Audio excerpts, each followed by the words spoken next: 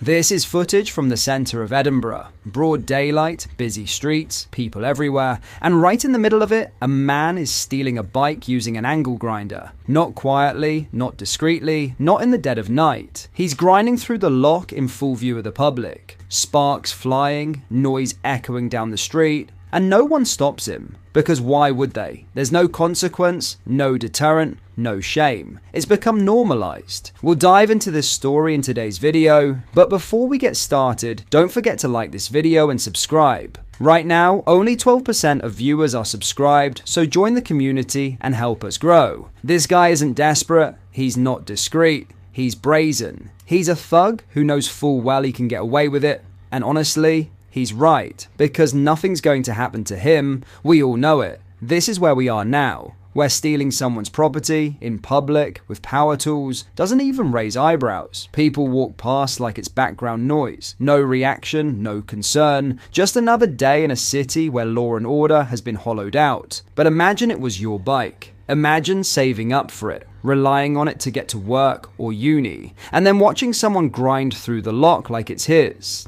And worse, watching everyone around him do nothing. This isn't just about a stolen bike, it's about what it says when no one steps in, and when those in charge have allowed crime to become so routine, so unchecked, that it barely registers anymore. It's not just theft, it's a symptom of something deeper, a total collapse in accountability. And the people paying the price, the ones who follow the rules, work hard and now have to live in cities where criminals feel more at home than they do. Have a watch of this.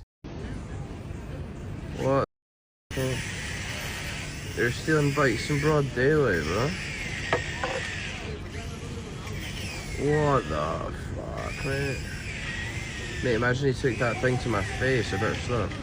You've just watched it happen, right there in the middle of Edinburgh. No fear, no rush, no attempt to hide it. Just a man helping himself to someone else's property like it's nothing. And the worst part? No one steps in. Not because they don't care, but because they know there's no point. This is what happens when consequences disappear. When policing becomes passive and crime becomes routine. It sends a clear message: if you've got no morals, the world's yours. We're not just losing bikes, we're losing standards, public safety, and any sense of order in our streets. And if this is considered normal now, what's next? In other news, Prime Minister Keir Starmer has confirmed the UK government is in discussions with the European Union after the economic bloc announced plans to implement 50% on steel, which could threaten British industry. The EU is planning to match tariffs introduced by US President Donald Trump as global trade wars continue to heat up, with UK steel industry representatives describing the potential levy as devastating. During a trade mission to India, Mr. Starmer was asked if he believed the EU will continue with its plans. He shared, "Well, I think our position in relation to our steel industry is one of strong support, as you saw from Scunthorpe and Port Talbot. In relation to the question of tariffs or other measures, as you'd expect, we are in discussions with the EU about this, as we're in discussions with the US about it. So I'll be able to tell you more in due course, but we are in discussions as you'd expect." Pressed on whether the UK was seeking exemptions, the Prime Minister replied, "I'm not going to go into the details, but I'm going to tell you in clear terms, as you would expect, we are discussing this with the EU and with the US."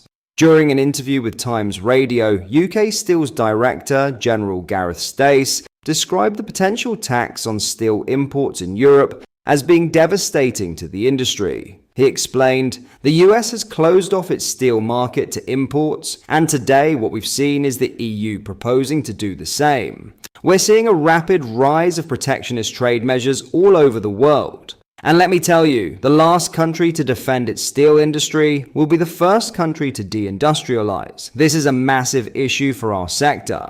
If the UK government can't get round the table with the EU and convince the EU that we're their friend, not their enemy, and then carve out a reasonable quota for UK exports into the EU, then we will see job losses in our sector, the like we haven't seen for a number of years. And therefore now is the time for government at the very senior levels talking to the EU to get a deal for the UK steel sector.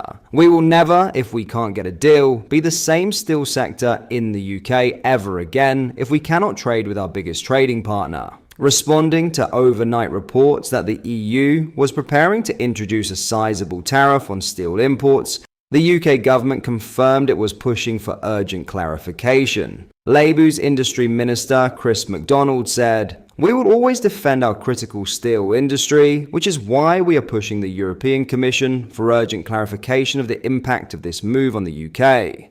It's vital we protect trade flows between the UK and EU, and we will work with our closest allies to address global challenges rather than adding to our industry's woes. This government has shown its commitment to our steel industry by securing preferential access to the US market for our exporters, and we continue to explore stronger trade measures to protect UK steel producers from unfair behaviours." According to the blog, the EU is raising a trade barrier to prevent a flood of steel imports entering its market after Trump's wave of tariffs earlier this year. EU Commissioner for Prosperity and Industrial Strategy Stéphane Séjourné asserted Europe was slashing the amount of steel being imported from other countries to save our European steel plants and jobs. Donald Trump has made tariffs central to his economic agenda since returning to the White House in January, which critics have argued contribute to inflation. So far, the UK has agreed the lowest US tariff deal of any other nation, negotiating a 10% rate on imports going into the world's largest economy. Britain exported about £58 billion worth in goods to the United States in 2024, which was primarily cars, machinery, and pharmaceuticals. Sir Lenny Henry has called for all black British people to receive slavery reparations at the taxpayer's expense. In a book co-written by the comedian titled The Big Payback, the UK is urged to pay £18 trillion in compensation, not only to Caribbean nations, but also to British citizens. In an excerpt from the book, Sir Lenny wrote that all black British people need reparations for slavery, adding, "We personally deserve money for the effects of slavery." The book, co-authored by TV executive and diversity charity boss Marcus Ryder, explains the arguments and historical precedent for the handouts. The majority of Britain's 2.4 million strong black population is of direct African descent, rather than being descendants of slaves in the Caribbean. Though this is not directly referenced in the book, it is argued that all black people suffer the effects of modern racism, which was brought about by the slave trade. As a result, the book determines that all black people deserve compensation. Sir Lenny argues that the reason we have racism today, and also why black British people are grossly overrepresented in the prison population, as well as other social disparities such as unemployment levels being higher among the black population, are all because of the transatlantic slave trade. The book, which is set to be published by Faber on October 9th, argues that it is fair for the UK to pay trillions in reparations, which can and should be used for ridding the world of racism. It insists that reparations must dismantle the foundations of Western societies, which are built on slavery and racism, and instead build new foundations. This is possible through the redistribution of power and changing how power is shared within countries and between countries. Figures in the book come from the Brattle Report, a report on reparations for transatlantic chattel slavery in the Americas and the Caribbean by consultancy firm the Brattle Group. A total amount of $100 trillion, nearly £74.5 trillion, was drummed up by putting price tags on the loss of liberty and mental anguish, as well as loss of potential wages suffered by slaves. The book also includes words from Labour MP Bel Ribeiro Addy, who chairs the all-party parliamentary group for African reparations. Elsewhere, Kehinde Andrews, Britain's first Black Studies professor, who has claimed Winston Churchill was the perfect embodiment of white supremacy, that the British Empire was far worse than the Nazis, and that St George's Cross is racist, contributes to the tome. The book's release coincides with a growing attempt to push European countries to pay for reparations. At the beginning of September, Africa's EU equivalent joined a campaign which demanded British taxpayers to pay reparations for the country's so-called historic crimes. The African Union called for meaningful reparations from former colonial powers to make up for the exploitation of its people and land during the 1800s. However, demands for reparations have been consistently rejected by British Prime Ministers, including Sir Keir Starmer. What are your thoughts on what we discussed in today's video? Let me know down in the comment section below.